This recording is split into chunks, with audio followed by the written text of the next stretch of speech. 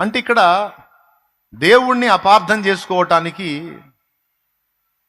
ఈ సందేహం లేదా ఈ డౌట్ అనేది కారణమైంది.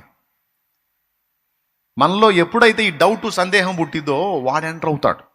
మనం దేవుని దగ్గరికి వెళ్ళి ఆ సందేహం తీర్చుకోకపోతే వాడు ఎంటర్ అవుతాడు. ఎంటర్ అయ్యి దేవుడి నుండి మనం దూరం అయ్యేటట్టు, దేవుణ్ణి మనం అపార్థం చేసుకునేటట్టు వాడు చేస్తాడు. ఇప్పుడు వీడి బాధ ఏంది? వీడు చెప్పింది ఏం తెలుసా? మీరు ఆ దేవతల వలె ఉండటం ఆయనకి ఇష్టం లేదు. మీరు కళ్ళు తెరవబడి మీరు కూడా వారి వలె అన్ని విషయాల్లో ఉండటం ఆయనకి ఇష్టం లేదు.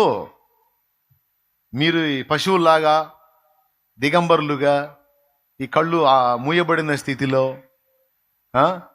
ఈ మట్టి మనుషులుగా ఈ హీనమైన మహిమలో మీరు ఉండేటి ఆయనకి ఇష్టం. అందుకే మీ కర్మ ఎలా కాలేదు, అందుకే మీ బతుకులు ఎట్లా తగలబెట్టాడు ఆయన. అంటే ఒక కంటిలో బెల్లం పెడతాడు, ఒక కంటిలో సున్నం పెడతాడు. ఇది ఆయన సైకాలజీ అని వీడు ఫస్ట్ నుంచి అదే కాదు. వీడు అపార్థానికి గురయ్యే దరిద్రుడు వీడికి దొరికిన వాళ్ళందరినీ అదే అపార్థానికి తీసుకెళ్తాడు.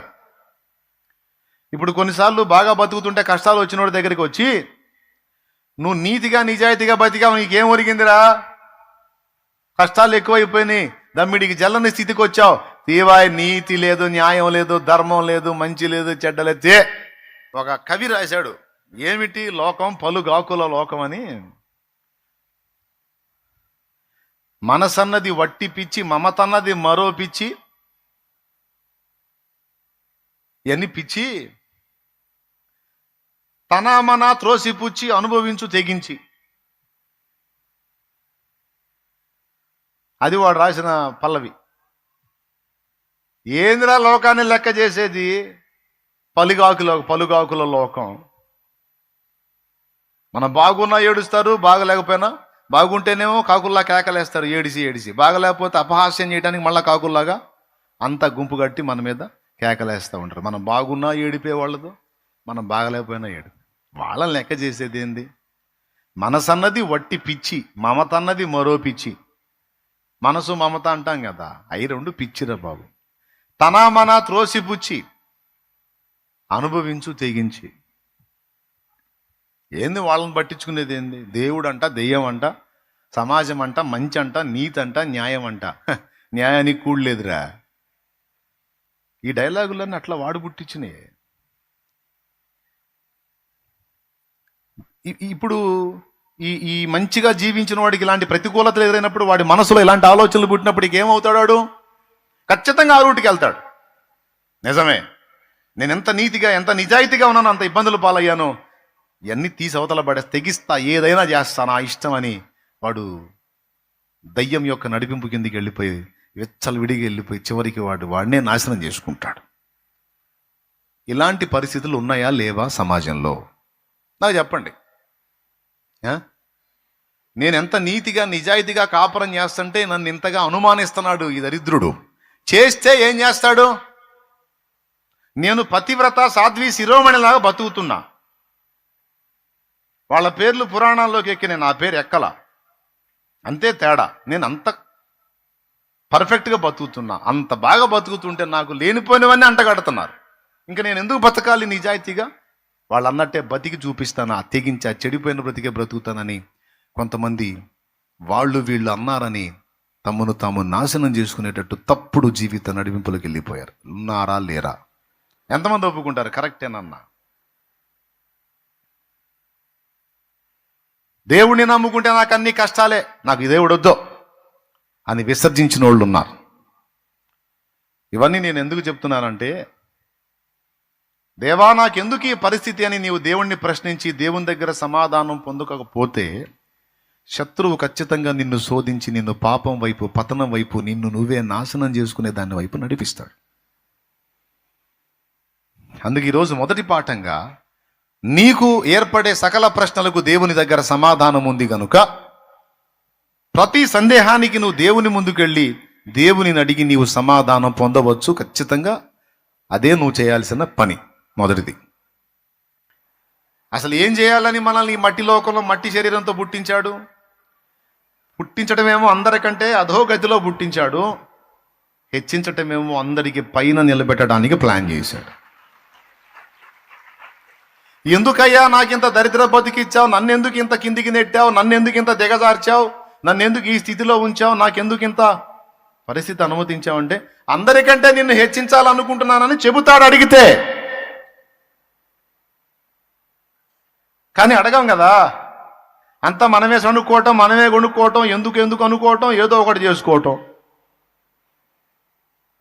ఏదో ఒక మార్గం చూసుకోవటం, ఏదేదో అయిపోవటం, ఏదేదో అనుకోవటం. కాదు, కరెక్ట్ కాదుగా. ఇప్పుడు దేవుడు ఏం చేయాలనుకుంటున్నాడో, దేవుని ప్లాన్ ఏంటో నీకు పూర్తిగా తెలియచావదు. నువ్వు ఆవేశపడి వస్త్రాలు దించుకోవటమే తప్ప ఏం ఉండదు. కొన్ని నీకు అర్థం అవుతాయి, కొన్ని నీకు అర్థం కానిదేదో ఆయన అడగమన్నాడు అంతే. తెలియనివి దేవునిని అడిగి తెలుసుకొనవలెను అన్నాడు ముంగమూరి దేవదాసయ్య గారు. తొందరపడి ఏ నిర్ణయాలు చేయకూడదు, తొందరపడి ఏ అడుగులు వేయకూడదు. కొంచెం నిరుపు నిదానంగా, దేవా ఇలా ఎందుకు నాయనా, మరి దీనికి పరిష్కారం ఏంటి, ఇలా ఎందుకు అయింది, దీనికి పరిష్కారం ఏంటి? ఈ రెండు శిష్యులు అడిగారు. ఈ రెండు అడగటం హవ్వ మిస్ అయింది. ఒకవేళ అడిగినుంటే మొత్తం చెప్తుండే తండ్రి. వాళ్ళు ఏముంది నాన్న మీకు అట్ట కనపడుతున్నారు హడావుడిగా, వాళ్ళందరి పైన మిమ్మల్ని పెట్టబోతుంది నేను. జీవితంలో ఇప్పుడు ఒక్కొక్కళ్ళు ఒక్కొక్క విధంగా శ్రమ ఎదుర్కొంటారండి. అందరికి ఒకే టైప్ బాధలు ఉండవు, ఒక్కొక్కళ్ళకి ఒక్కొక్క టైప్ బాధ. కొంతమందికి రోగాల సమస్య, కొంతమందికి ఆర్థిక ఇబ్బందులు, అప్పుల బాధలు, కొంతమందికి ఈ రెండు ఉండవు, నిందలు మోస్తూ ఉంటారు, కొంతమంది నిష్కారణంగా ద్వేషించబడతా ఉంటారు. అట్లాగా కొంతమందికి శారీరకంగాను, కొంతమందికి ఆత్మీయ సమస్యలు, రకరకాల సమస్యలు. నీకోసం నేను అగ్నిలాగా మండాలనుకుంటే ఏంది ప్రభా ఇలాగ తరచుగా పడిపోతున్నాను, ఎందుకు నాయనా నేను ఇలాగ అయిపోతున్నాను, ఒకప్పుడు ఇతరులను వెటకారం చేశాను, ఈరోజు నేనే బలహీనపడుతున్నాను ప్రభా, నాకెందుకు నాయనా ఈ పరిస్థితి అని దేవుని ముందు కూర్చుంటే చెప్తాడు ఆయన.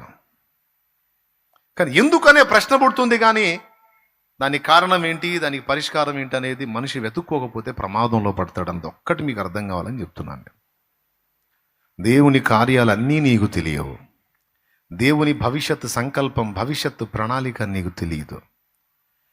తెలిసినంత మట్టుకు స్తోత్రం, తెలియనిదేదో ఆయన అడిగి తెలుసుకోవటం, ఆయన చెబితే స్తోత్రం, చెప్పకుండా మౌనంగా ఉన్న స్తోత్రం. ఒకవేళ నువ్వు తెలుసుకోదగ్గవి ఖచ్చితంగా చెప్తాడు, అది ఇప్పుడు నీకు తెలియటం అంత అవసరం కాదులే, తర్వాత చెప్తానంటే ఓకే. అవసరమైతే వెంటనే చెప్తాడు, అవసరం లేకపోతే మౌనంగా ఉంటాడు. మౌనంగా ఉన్నా సరే ఆంతర్యం ఉంటుందని ఎరిగి దేవుడు మనకు అనుగ్రహించినవి సహించుటయే ఉత్తమం. దేవునికి మహిమ. ఇప్పుడు మనకు ఆర్థిక దారిద్ర్యం వచ్చింది.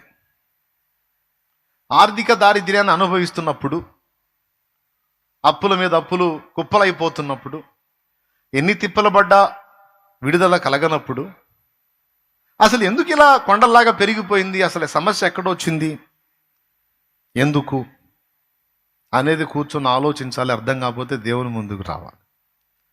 అప్పుడు ఆయన చెప్తాడు, ఫలానా విషయంలో నువ్వు ఓవర్ యాక్షన్ చేసావు, ఇదిగో ఈ విషయంలో నిర్లక్ష్యం చేసావు, లేకపోతే ఇక్కడ ఈ అడుగు వేసావు, అతి చేసావు, లేకపోతే ఎచ్చులకు వెళ్ళావు, లేకపోతే ఏదో అవసరం లేని దానికి నువ్వు తిప్పలు పడ్డావు, ఫలితంగా ఇవన్నీ నీకు ఇట్లా దాపురించినాయి ఆయన. ఓకే, సమస్య చెప్తాడు, ఎందుకు వచ్చిందో చెప్తాడు, మరి పరిష్కారం ఏంటో కూడా ఆయనే చూపిస్తాడు. అయితే ప్రశ్న వేసుకోవాలి కదా. నా పాయింట్ ఏంటంటే, కొంతమంది అసలు ఎందుకు అన్న ప్రశ్ననే మానుకున్నారు, కొంతమంది ఏమో ఎందుకు అనే ప్రశ్న పుట్టింది కానీ లోపల పెట్టుకొని సైతానుకు చిక్కుతున్నారు. ప్రశ్న పుట్టకపోవటం తప్పే, ప్రశ్న పుట్టిన తర్వాత దాన్ని లోపల అణుచుకోవటం తప్పే. ప్రశ్న పుట్టాలి, అది దేవుని ముందుకు రావాలి. అదండి ప్రశ్న పుట్టాలి, అది ఎవరి దగ్గరికి రావాలి, దేవుని దగ్గరికి రావాలి. రాకపోతే మనకు పరిష్కారం దొరకదు. ఈరోజు ఇక్కడ కూర్చున్న వాళ్ళు వేలాది మంది ప్రజలు ఉన్నారు, లైవ్లో చాలామంది ఉన్నారు. అందరికీ చెప్తున్నాను నేను, నువ్వు ఎదుర్కొంటున్న పరిస్థితులు అవి శాపగ్రస్తమైనవి అయి ఉంటే, శ్రమానుభవంతో కూడినవి ఉంటే, ఏనాడన్నా ఎందుకు నాకు ఈ గతి వచ్చింది, ఎందుకు నాకు ఈ పరిస్థితి వచ్చింది అన్న ప్రశ్న నీకు పుట్టిందా? వేసుకున్నావా? వేసుకున్నప్పుడు మరి నీ లోపాలు ఏమన్నా దేవుడు చూపించాడా? ఖచ్చితంగా కారణాలు చూపిస్తాడు దేవుడు. కారణాలు ఎందుకు చూపిస్తాడంటే ఈ కారణాన్ని బట్టి ఈ సమస్య వచ్చింది, నువ్వు దాన్ని బ్యాలెన్స్ చేసుకో, అది పోయింది. అసలు ప్రశ్నే పుట్టినప్పుడు ఎందుకు నాకు ఈ పరిస్థితి, నా కుటుంబానికి ఎందుకు, నా దేహానికి ఎందుకు అనే ప్రశ్నే నీకు పుట్టినప్పుడు నువ్వు దేవుని దగ్గరికి పోయేది ఉండదు, దేవుని అడిగేది ఉండదు, పరిష్కారం పొందేది ఉండదు. నేను అందుకే మనం ఎదుర్కొంటున్న ఆత్మీయ, శారీరక, మానసిక సమస్యల మొత్తానికి ఎందుకు అనే ప్రశ్న వేసుకోవటం ఎంతైనా ఉత్తమం. నంబర్ 1, ఆర్థిక దారిద్ర్యం నాకు ఎందుకు వచ్చింది? ఈ దారిద్ర్యత నాకు రావడానికి ఎక్కడన్నా నేను తేడా పడ్డానా? కూర్చోవాలి. దేవా, నాకు ఎందుకు వచ్చింది నాయన? ఇదిగో ఈ కారణాన్ని బట్టి వచ్చింది, ఈ కారణాన్ని బట్టి వచ్చింది, ఈ కారణాన్ని బట్టి. కొంతమంది గర్విస్తారు. కొద్దిగా డబ్బు రాగానే వాళ్ళ చూపంతా కూడా పైన ఉంటుంది. ఆఖరికి వాళ్ళు మనుషుల్ని పక్కన పెట్టడం అటుంచి దేవుణ్ణి కూడా పక్కన పెట్టే పరిస్థితికి వెళ్ళిపోతారు. ఒక తల్లి ఉందట, రెగ్యులర్గా సన్నిధికి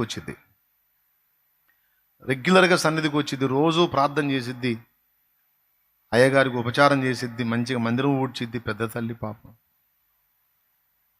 బాగా భక్తిగా ఉండేది. అయ్యగారికి చెప్పి ప్రార్థన చేసింది, అయ్యగారికి కూడా చెప్పి చేయించుకుంది. లోన్ పెట్టుకున్నానయ్యా, దేవుడు ఏదన్నా కార్యం చేస్తే, మరి ఏదన్నా ఒక గేదె నాకు దేవుడు ఇస్తే కృతజ్ఞత కలిగి బతుకుతానయ్యా, ఆ గేదెని మేపుకుంటా ఏదో బతుకుతాను అని ఏదో చెప్పింది. మొత్తం 3 పేర్లు పెడితే ఒక పేరుకు వచ్చిందో 1-2 గేదెలు వస్తాయని ఆశపడింది. దేవుడు దయ చూపి 3 పేర్లు శాంక్షన్ అయ్యి 6 గేదెలు వచ్చినాయి. ఎన్ని వచ్చినాయి? 6 గేదెలు. అప్పటిదాకా లెగిస్తే మందిరం దగ్గర కనపడే మనిషి అప్పటిదాకా ఏదన్నా సరే అంతా దేవుడే నాయన, దేవుడు తప్ప అసలు అమ్మో మహానుభావుడు నాయన తండ్రి ప్రభు అనే మనిషి ఆదివారం కూడా చర్చి కొట్టి తిరుగుతుంది. ఏందమ్మా సుబ్బాయమ్మ అన్నాడు అనుకో, అంతకుముందేమో అంతా ప్రభువే నాయన లేకుండా ఏముందయ్యా అయ్యగారు అనే మనిషి, ఏందయ్య గారు మీకు తెలియదు ఏముంది, గొడ్లు చాకిరి మామూలు చాకిరా అయ్యా, బరిగొడ్లు చాకిరి, గేదెల చాకిరి, పశువులు చాకిరి మామూలు చాకిరా. పొద్దున్నే లేవాలి, పేడకళ్ళు తీయాలి, వాటికి గడ్డి వేయాలి, పాలు పిండాలి, వాటికి ఒళ్ళు గడిగి శుభ్రం చేయాలి, కుడి దాపాలి, అయిపోయిన తర్వాత పాలు తీసుకెళ్ళి పోసుకోవాలి, తర్వాత వీటిని మేపడానికి దోలుకొని పోవాలి, సాయంత్రం తేవాలి, మళ్ళీ ఒళ్ళు గడగాలి, మళ్ళా పాలు పిండాలి, మళ్ళా వాటికి దోమలు కొట్టకుండా పొగేయాలి, వాటికి దూడలకి అవి సావకుండా వాటికి నీళ్లలో కలిపే మందులు ఉంటాయి, అవి కలిపిపోయాలి, లేదా అవి చేస్తాయి దూడలు తెచ్చి పాలు ఇవ్వవు చేయాలి. అంతా అయిపోయిన తర్వాత మధ్యరాత్రి కూడా లేచి మేత అయిపోతే మేత వేయాలి. అయ్యగారు మామూలు విషయం అయ్యగారు అని మొత్తం లిస్టు మొత్తం చెప్పింది. ఆయన మాత్రం ఏమంటాడు, నిజమేలే సుబ్బాయమ్మ, ఇంత చాకిరి మామూలు విషయం కాదు, కానీ సుబ్బాయమ్మ గేదెలు లేకముందే కొంచెం భక్తిగా ఉన్నట్టున్నావు అండి. అయ్యో దేవుడు నాయన కృప లేకుండా ఎక్కడయ్యా, నాయనేగా ఇచ్చింది. ఇప్పుడు నేరస్తుడు ఎవరయ్యారు? ఈమెకు లోన్ తెప్పించి ఒక గేదెకి 6 గేదెలు ఇప్పించి దేవుడే నాయనేగయ్యా ఇప్పించింది. అంతా నాయన సెలవు, నాయన దయ అంటుంది, నాయన దగ్గర రాకుండా కొడుతుంది. ఏం చేయాలి సుబ్బాయమ్మని? దేవునికి స్తోత్రం కలుగును గాక. హల్లెలూయా. చాలా బాధపడుతున్నాడు, మామూలు బాధ కదా అయ్యగారు, ప్రార్థన చేయండి అయ్యగారు అంది. తప్పకుండా చేస్తారు సుబ్బాయమ్మ, నా తండ్రి నీ భారమంతా కొట్టివేసేటట్టు ప్రార్థన చేస్తానని పోయాడు.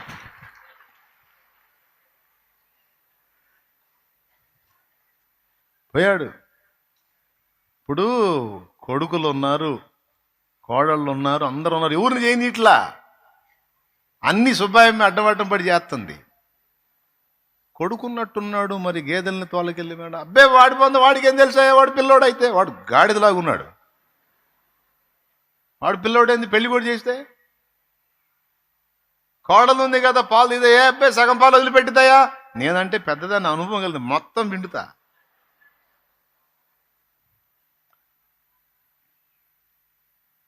సరేలే ప్రార్థన చేయండి అయ్యగారు, చాకిరి మామూలు చాకిరి కాదు, మీకు తెలియదు ఏముంది, నాయన కృప ప్రార్థన చేయండి అని. నీ బాధ అంతా తొలగిపెట్టాడు, ప్రార్థన చేస్తానని పోయాడు, ప్రార్థన చేయడం మొదలుపెట్టాడు. ప్రభా నీకు స్తోత్రం, సుబ్బాయమ్మ బిడ్డ నాయన, ఎవరు వచ్చినా రాకపోయినా మందిరంలో ముందు కనపడేది ఆమె, వెనకపోయేది ఆమె, నాయన చివరిలో పోయిద్ది. అయ్యా నా ప్రభువా, ఏది వండినా తీసుకొచ్చి పెట్టింది నాయన. కనీసం 6 గేదెలు వస్తే గ్లాసు టీ కూడా ఇవ్వలేదు నాయన, సినిమా కష్టాలన్నీ చెప్పింది. ప్రభువా సుబ్బాయమ్మని అంతే వదిలిపెడతావా నాయన, నీకు స్తోత్రం అని ప్రార్థన చేయటం మొదలుపెట్టాడు. ఏ రాత్రి తెంచుకున్నాయో మొత్తం 6 గొడ్లు తాళ్ళు తెంచుకున్నాయి. తెల్లారు లేచి చూస్తే మేకు దగ్గర ఒక్కటి లేదు. హల్లెలూయా. ఇక రాజు ఇంకెక్కడికి వచ్చేది, తిరిగి తిరిగి తిరిగి 3 రోజులు తిరిగింది, ఏం కనపడలా. మరి ఆయన పంపిస్తే ఏం పట్టుకుంటుందా? సౌలు గారి గాడిదల్ని వెతకపోయినట్టు సౌలుకు దొరికినాయి ఆ గాడిదలు, ఇంటికి చేరినాయి, అడ్రస్ లేకుండా పోయినాయి. ఇక రాదు అయ్యగారు అనుకుంటా వచ్చి ఆమెతో అయ్యా అయ్యా ఆరిపోయింది అయ్యా అనుకుంటూ వచ్చి బోర్లు పడింది మందిరంలో. ఏమైంది సుబ్బాయమ్మ, ఏమైంది అయ్యా, అయిపోయింది నోటికాడి అన్ని పోయినాయి అయ్యా, 3 రోజులు అయ్యా. ఏంది గేదెలు పోయినాయా? పోట మామూలు మాట ఏందయ్యా, 3 రోజులయ్యా, దొరకట్లేదయ్యా, దొరుకుతాయన్న నమ్మకం కూడా లేదయ్యా, చుట్టూ దొంగలేనయ్యా, ఏ ఊర్లు దాటిచ్చారో ఏడ అమ్ముకున్నారో అడ్రస్ కూడా లేదయ్యా. పోనీలే సుబ్బాయమ్మ, నీ ప్రార్థన నా ప్రార్థన విని దేవుడు భారాన్ని తీసేశాడు. ఎన్ని కష్టాలు, పేడకళ్ళు తీసే బాధ లేదు, గేదెలకు ఒళ్ళు గడిగే బాధ లేదు, దూడలకు మందు పోసే బాధ లేదు, నరాలు నొప్పులు చేతులు పట్టకపోయిన దాకా పాలు పిండే గొడవ లేదు, ఇళ్ళమ్మటి తిరిగి పాలు పోసే గొడవ లేదు, మధ్యరాత్రి లేచి మేత వేసే గొడవ లేదు, దోమలు కొట్టకుండా పొగేసే బాధ లేదు. ఇప్పుడైతే శుభ్రంగా రోజు దేవుడి సన్నిధిలోనే గడపచ్చు. అప్పుడు అర్థమైంది ఆమెకి, ఆశ గారు ఏ సుబ్బాయమ్మ ప్రార్థన చేశావా?